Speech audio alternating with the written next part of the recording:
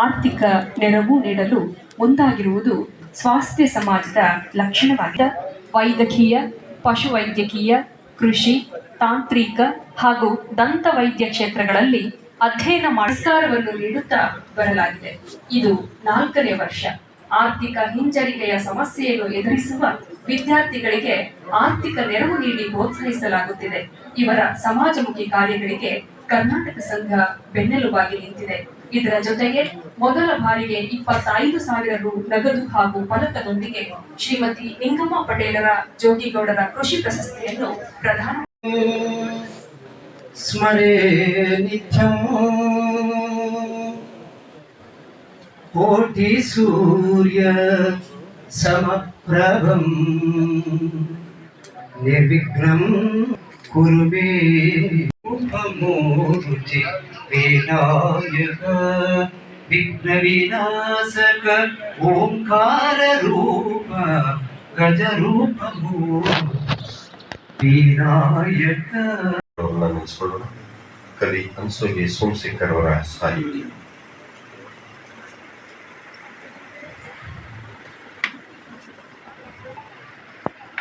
ಕಲೆ ಸಾಹಿತ್ಯ ಸಂಸ್ಕೃತಿಗಾಗಿ ಕೊಡುಗೆ ನೀಡಿದ ಕೊಡುಗೈದಾನಿ, ಕನ್ನಂಬಾಡಿ ಕಟ್ಟೆಯ ಸಾಕ್ಷಿ ನಿಮ್ಮ ಸಾಧನೆಗೆ ಜೀವನಾಡಿ.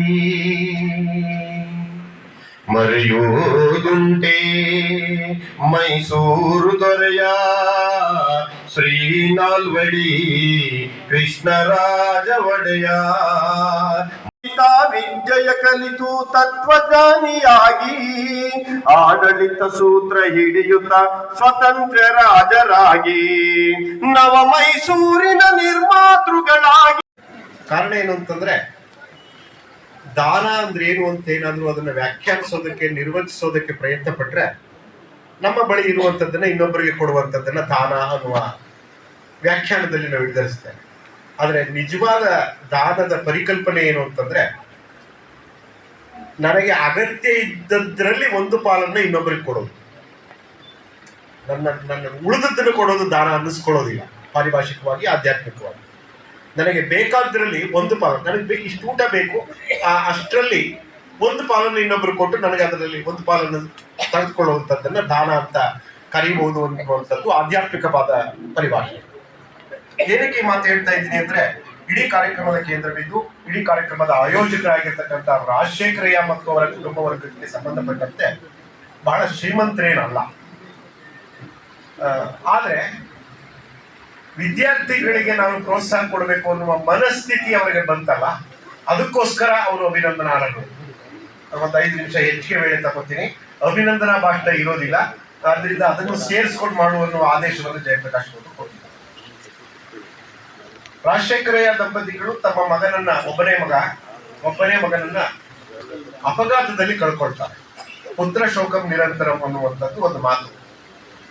ಆದ್ರೆ ನಿರಂತರವಾದ ಪುತ್ರ ಶೋಕಕ್ಕೆ ಒಂದು ಪರ್ಯಾಯವನ್ನು ಕಂಡುಕೊಳ್ಳೋದಕ್ಕೆ ದಾರಿ ಹುಡ್ಕೋದಿದೆಯಲ್ಲ, ಆ ದಾರಿ ಯಾವುದು ಅನ್ನೋದ್ರ ಮೇಲೆ ವ್ಯಕ್ತಿತ್ವ ನಿರ್ಧರಿತ ಆಗ್ತದೆ ಎನ್ನುವಂಥದ್ದು.